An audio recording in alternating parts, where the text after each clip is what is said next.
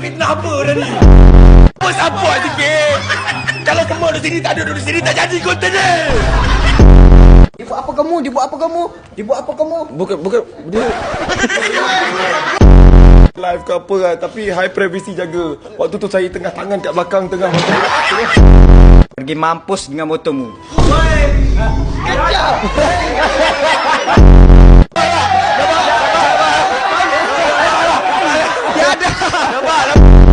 perlu bukti.